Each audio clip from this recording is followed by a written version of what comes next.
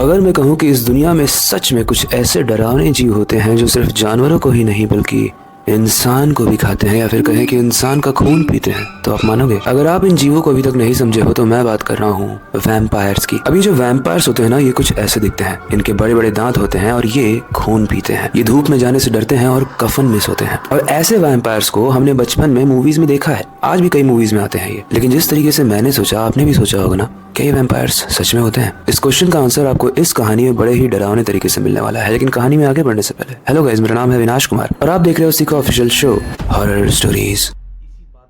आज की कहानी है अमेरिका की और साल चल रहा है 1995। यहाँ पर कुछ बच्चे अपने दोस्त की मिसिंग रिपोर्ट लिखाने के लिए पुलिस स्टेशन जाते हैं। अब ये 4 दोस्त होते हैं जिनमें से एक दोस्त मिसिंग थी। इसका नाम था सारा, लेकिन लगभग 2 दिन से उसका कुछ अता पता ही नहीं है। जब भी हम उसे ट्राई कर रहे हैं तो उसका फोन स्विच ऑफ आ रहा है। और जब ये सारे बच्चे इस बात को पुलिस वाले को बता रहे थे तभी एक फोन कॉल आता है। एक फोन जो पुलिस स्टेशन में बजता है और उसको जैसे ही पुलिस वाला उठाता है वहाँ से चिल्लाने की आवाज आती है। जो पुलिस वाला बोलता है कि कौन है, बताओ अपना नाम। उसके बाद वहाँ से आवाज आनी बंद हो जाती है। पुलिस वाले को लगता है ये नॉर्मल कॉल नहीं थी, शायद कोई हिंट था। इसीलिए उस कॉल को ट्रेस किया जाता है और सब निकल जाते हैं एक मिशन पे, एक इन्वेस्टिगेशन की मिशन पे। अब जो 3 बच्चे पुलिस वाले से उस वक्त बात कर रहे थे, अपने दोस्त की मिसिंग रिपोर्ट लिखा रहे थे, वो बोलते हैं कि सर हम भी आपके साथ चलते हैं, क्योंकि हमें लगता है इस फोन कॉल का कहीं ना कहीं सारा से लेना देना है, जो हमारी दोस्त है, जो नहीं मिल रही है। पुलिस वाले शुरू में तो मना करते हैं, लेकिन उन परेशान बच्चों को देख के वो बोलते हैं ठीक है, जीप में बैठो। पुलिस स्टेशन से वो लोग निकलते हैं और बहुत दूर पहुंच जाते हैं। उस शहर का नाम होता है फ्लोरिडा। अभी भी उस फोन को वो लोग ट्रेस कर रहे होते हैं, लेकिन एग्जैक्ट लोकेशन की, कहाँ से वो सिग्नल आ रहा था, अभी भी नहीं पता चल रहा था। अब उस पुलिस की जीप में 2 ऑफिसर थे, एक का नाम था ब्रैड और एक का नाम था डेरेक। जब वो जीप चल रही होती है तभी उन्हें साइड में पड़ी हुई एक बॉडी मिलती है। वो गाड़ी रुकवाते हैं, उतरते हैं और उस बॉडी के पास जाते हैं जो पड़ी होती है। सारे बच्चे भी उस बॉडी को घेर कर खड़े हो जाते हैं और उस बॉडी को जब पलटा जाता है तो वो कोई और नहीं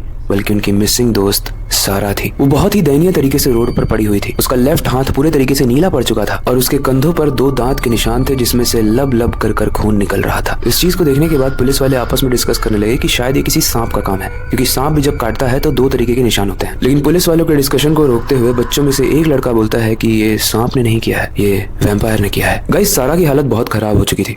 उसे तुरंत हॉस्पिटल ले जाया जाता है और डॉक्टर बोलते हैं कि आप लोग बिलीव नहीं करोगे सारा के साथ कितना बुरा हुआ है। एक इंसानी बॉडी में लगभग 5 से 6 लीटर खून होता है और सारा के शरीर का लगभग 4 लीटर खून चूसा जा चुका था। लेकिन गाइस, कहानी अभी डरावनी नहीं हुई है, अभी तो और डर बढ़ने वाला है। और इसके लिए थोड़ा सा हिंट दे देता हूँ कि अगर आपको नहीं पता है तो वैम्पायर जिसको काटते हैं वो भी वैम्पायर ही बन जाता है। सारा काफी कमजोर रहने लगी थी। उसके दोस्त उस दिन तो चले गए, अगले दिन फिर से सारा से मिलने आए। लेकिन अगले दिन जब सारा से वो लोग मिलने आए तो वो देखते हैं कि सारा एकदम ठीक हो चुकी थी। उसका खून बढ़ चुका था, वो एकदम चमक रही थी। ऐसे में उसके दोस्त सारा से पूछते हैं कि तू इतनी जल्दी ठीक कैसे हो गई? सारा बोलती है कि मुझे याद नहीं है, मैं भी कमजोर कल फील कर रही थी, लेकिन शायद डॉक्टर्स और नर्स ने मेरी अच्छी देखभाल की, इसलिए मैं ठीक हो गई। अभी जो 4 दोस्तों का ग्रुप था ना, जिसमें सारा थी, उसमें से एक सबसे स्मार्ट लड़का था जिसका नाम था एडम। और एडम मन ही मन में सोच रहा था कि ये सब चीज पॉसिबल नहीं है। मतलब खुद ही सोचो ना, कल तक आपका एक्सीडेंट हुआ है, आपका पूरा खून निकल चुका है और आज आप एकदम ठीक हो, ये कैसे हो सकता है? एडम को लग रहा था कुछ तो गड़बड़ है। सारा से मिलने के बाद सब चले गए, लेकिन एडम लाइब्रेरी में गया और लाइब्रेरी में जाके उसने रिसर्च करना शुरू किया वैम्पायर के बारे में। और उससे जो हाथ में लगा वो पढ़ने के बाद उसकी रूह कांप गई, क्योंकि उसने एक रिसर्च पेपर के अंदर पढ़ा था कि अगर कोई वैम्पायर किसी इंसान के कंधे पर काट लेता है तो गर्दन से लेकर पूरे शरीर में वैम्पायर के जीन्स फैल जाते हैं, जिसकी वजह से जिसको काटा गया है उसके दांत बड़े होने लगते हैं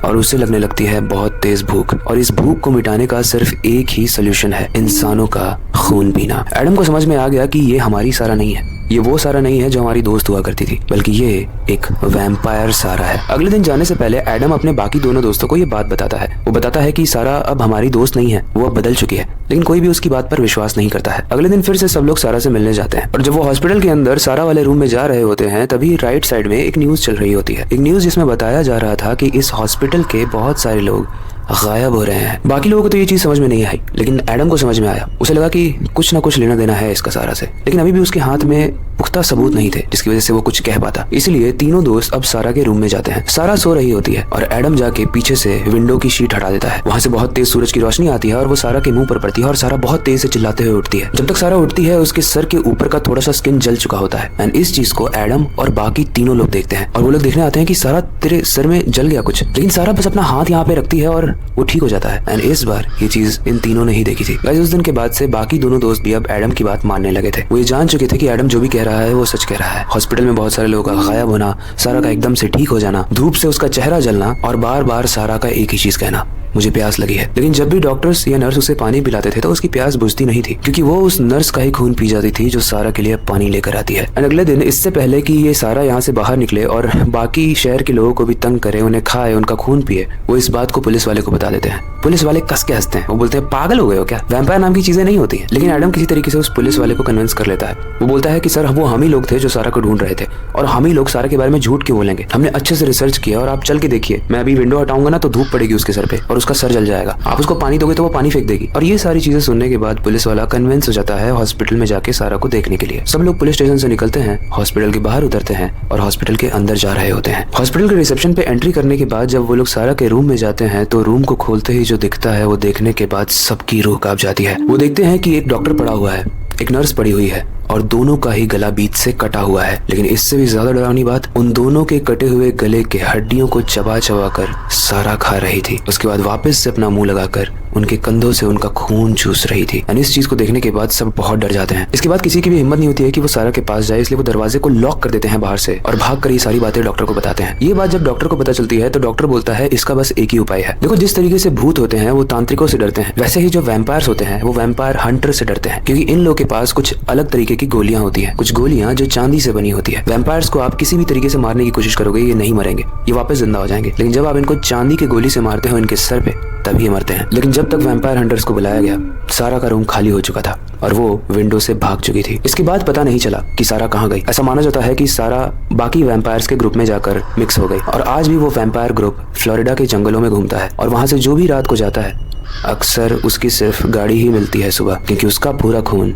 चूस लिया गया होता है। ये लोग इतनी बेरहमी से खून चूसते हैं कि बॉडी पूरे तरीके से सूख जाती है, मानो एक हवा निकला हुआ गुब्बारा हो। अपने आप में ये शरीर काफी खतरनाक लगता है। इतना खतरनाक दिखता है खून चूसने के बाद कि अपने घर वाले भी उस शरीर को पहचान ना पाए कि उनका फैमिली मेंबर है। ये कहानी तो यही तक थी गाइस, लेकिन एक चीज हमें सोचने पर मजबूर करती है कि क्या वैम्पायर्स अभी भी सच में होते हैं। हमने काफी सारी कहानियां पढ़ी हैं, काफी मूवीज देखी हैं, लेकिन रियल लाइफ में ये बहुत कम दिखते हैं। लेकिन इसका रीजन ये भी हो सकता है कि ये धूप में नहीं निकलते, ये सिर्फ परछाई में ही रहते हैं। आपको क्या लगता है, वैम्पायर्स होते हैं? हमें कमेंट सेक्शन में जरूर बताना। लेकिन एक चीज ध्यान रखना, रात में जंगलों से जब आप निकल रहे हो तो हो सकता है कि वहाँ वैम्पायर आपका वेट कर रहा हो। आई होप आज की कहानी आपको पसंद आई होगी, इंटरेस्टिंग लगी होगी एंड थोड़ा सा डर भी लगा होगा। बाकी हर बार की तरह वक्त आ चुका है इस वीडियो को एंड करने का और नई सुपर इंटरेस्टिंग और डरावनी वीडियो पर काम शुरू करने का। लेकिन जाने से पहले मैं हमेशा की तरह एक ही चीज कहना चाहूंगा, अपनी क्यूरियोसिटी को डाय मत होने देना, नई चीजें सीखते रहना, अपने बेड के नीचे और खिड़की के बाहर जरूर देख लेना।